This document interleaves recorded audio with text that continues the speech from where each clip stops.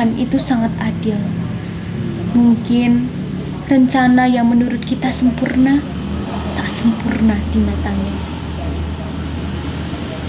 Pagi itu, hujan rintik-rintik tidak mengantarkan hawa dingin seperti biasanya. Akan tetapi, mata angkasa tampak kosong. Tubuhnya terduduk bergetar dengan telepon masih menyala. Dadanya sesak bagai ditimbun bertonton beban, dan saluran pernafasannya terasa menyempit bagai dijepit oleh sesuatu. Rongga dadanya sangat penuh. Rasa-rasanya menarik nafas pun tak sanggup ia lakukan lagi. Semua tubuhnya terasa mati rasa. Bagian paling sakit adalah hatinya yang hancur, remuk, tidak terbentuk.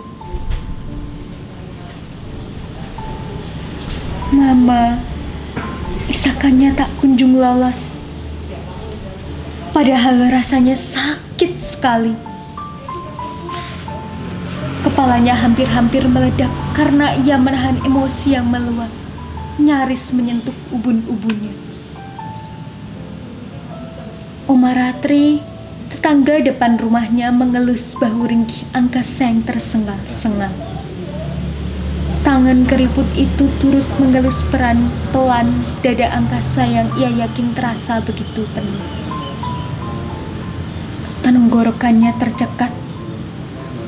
Kemarin, ia baru saja berbincang setelah waktu yang sangat lama, menanyakan kondisi masing-masing serta saling melempar kerinduan. Bagi mereka akan hidup 1000 tahun lagi. Telepon itu menghancurkan hati angkasa hingga remuk redam. Pemuda itu bagi ditinggal pergi oleh raganya. Tatapan kosong dan tubuhnya kaku membeku. Oma Ratri datang tergopoh-gopoh saat asisten rumah tangga angkasa berteriak histeris melihat keadaan anak semua tamayang majikannya. Wanita yang telah berumur itu menggenggam tangan dingin angkasa dan mengelusnya pelan. Angkasa masih di posisi yang sama dengan tak ada air mata setetes pun menetes dari mata tajamnya.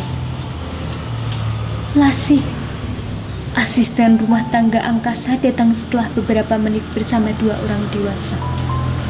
1 perempuan dan 1 laki-laki.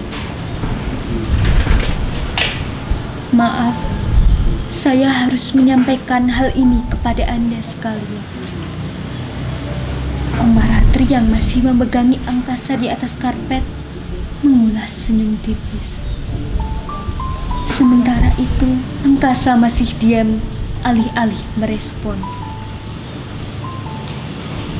Karena belum dipastikan Dokter Tiara bersih dari COVID-19, dengan segala penyesalan, kami mohon maaf bahwa jenazah Dokter Tiara harus diberlakukan dengan protokol pemakaman khusus. Oma, Mama, hati Oma Ratri bagi tertusuk terlalu dalam. Bukan lagi karena pernyataan kedua sosok di depannya. Wanita itu tak lagi bisa membendung air matanya lebih lama lagi saat melihat begitu terguncangnya angkasa karena kalimat panjang itu. Apakah harus? Saya enggak tega. Kedua orang itu memasang wajah menyesal.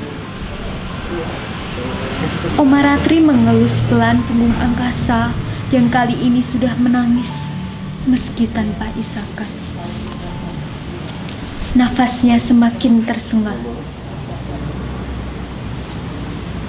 Bila saja kalian bisa memilih opsi lain yang lebih baik, tapi untuk sementara, keputusan inilah yang paling cepat, yang paling tepat, Nyonya.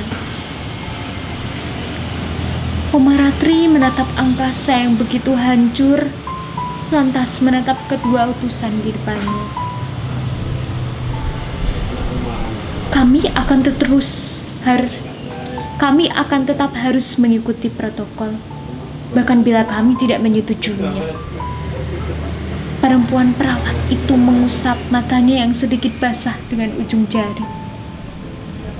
Sementara rekannya menatap lurus sosok pemuda yang terlihat sangat hancur itu. Kami rasa kami akan memberitahukan lebih jauh lagi setelah keadaan sedikit membaik.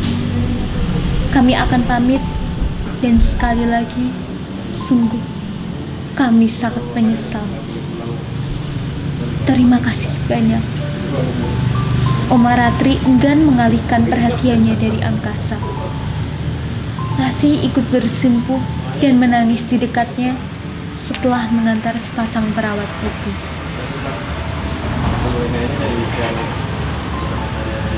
Anak lelaki itu masih berumur 15 tahun. Begitu hancur hatinya membayangkan bagaimana anak lelaki ini akan menghabiskan waktu dengan bayang-bayang profesi ibunya, yang bahkan masih melekat hingga akhir hayat wanita hebat itu. Angkasa boleh melihat Mama untuk terakhir kalinya. Angkasa tidak pernah meminta apapun. Angkasa tidak pernah meminta apapun padanya selama ini. Lantas, saat Angkasa meminta, ia pun sungguh tak tega menolaknya.